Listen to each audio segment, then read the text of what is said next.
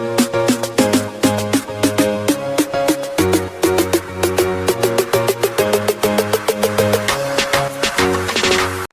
Friends, అందరూ ఎలా ఉన్నారు? బాగున్నారని కోరుతూ నేను మీ ఐడ్రస్ వారు. ముందుగా మన గ్రూప్ సభ్యులందరికీ, మన కుటుంబ సభ్యులందరికీ కూడా పేరు పేరున నా హృదయపూర్వక ధన్యవాదములు.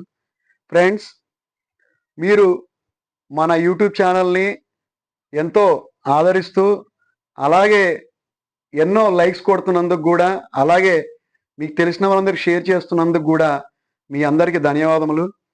ఎందుకంటే ఫ్రెండ్స్, కమ్యూనిటీ లేనిదే ఏ యూట్యూబ్ ఛానల్ అయినా సరే, అలాగే ఏ యూట్యూబర్కి అయినా సరే ఈ యొక్క యూట్యూబ్ ఛానల్ ముందుకెళ్ళదు.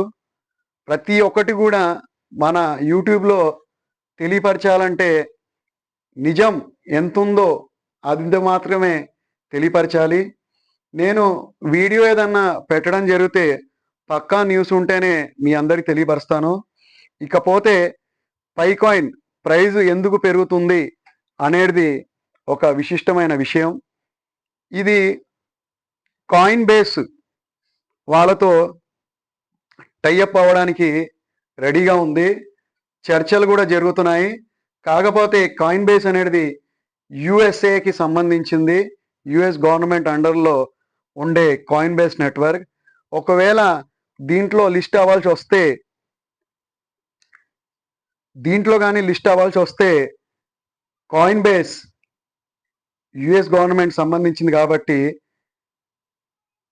బైనాన్స్లో కూడా లిస్ట్ అయ్యే ఛాన్స్ ఉంటుంది. కాకపోతే అది ఇండియాలో కాదు, యుఎస్ గవర్నమెంట్లో. కంపల్సరీగా ఇది ప్రోత్సహించడానికి ఆల్రెడీ దీన్ని ముందుకు తీసుకెళ్తున్నారు. బైనాన్స్ యుఎస్ గవర్నమెంట్లో కూడా ఇది స్టార్ట్ అయ్యే అవకాశాలు ఉన్నాయి. ఒక్క కాయిన్ బేస్ మాత్రం దీన్ని ముందుకు తీసుకెళ్తే కంపల్సరీగా బైనాన్స్లో లిస్ట్ అయ్యే ఛాన్స్ ఉంటుందని నిపుణులు చెప్పడం జరిగింది. ఆల్రెడీ దీని మీద ఇంకొక ఊహాగాన కూడా ఉంది. కొంతవరకు మనం అందరం కూడా పై మీద పెట్టుకునే ఆశలు నిరాశలు కావు. ఎందుకంటే మీకు ఇంకో సంఘటన కూడా చూపిస్తాను. ఇక్కడ చూడండి friends, Pi network move 14 million tokens to mainnet wallet.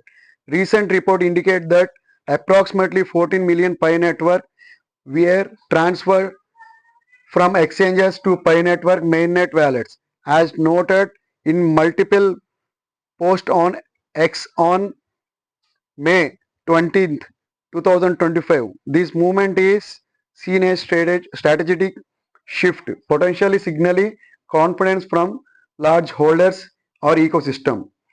చూసారు కదా ఫ్రెండ్స్, ఇక పై మళ్ళీ ఏదో జరగబోతుంది. ఈసారి నా ప్రైజ్ ప్రిడిక్షన్ వచ్చేసి 1.7, 1.5 to 1.7కి మళ్ళీ రీచ్ అవుతుంది. కాబట్టి మనం వచ్చిన అవకాశాన్ని వినియోగించుకుంటూ మనం పెట్టే పెట్టుబడిని డబల్ చేసుకుని అవిటిని లాభాల నుంచి తీసుకొచ్చి జాగ్రత్తగా పెట్టుకుంటే ఎంతో మంచిదని తెలియపరుస్తున్నాను. కంపల్సరీగా కాయిన్ బాయ్స్ వారు అడాప్ట్ చేసుకోవడం ఖచ్చితం. ఇది మన మాటల్లో కాదు. ఎందుకంటే మన పై అధినేత నికోలస్ గారు ఎంతో జాగ్రత్తగా, ఎంతో నిదానంగా ముందుకెళ్తూ మనందరికి కూడా అతను చేసే మొబైల్ మ్యానింగ్ ద్వారాగా మనకు వచ్చిన లాభాలు ఎంతోగా ఉన్నాయి. క్రిప్టో రంగంలో ఎవరు ఊరికే డబ్బులు ఇవ్వరు.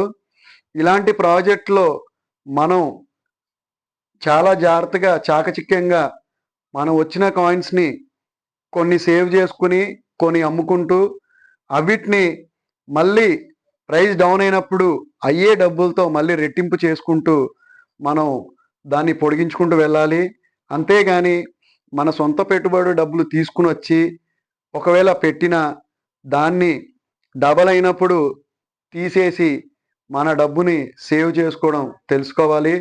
క్రిప్టో అంటే ఒక లాభకరమైన జర్నీ.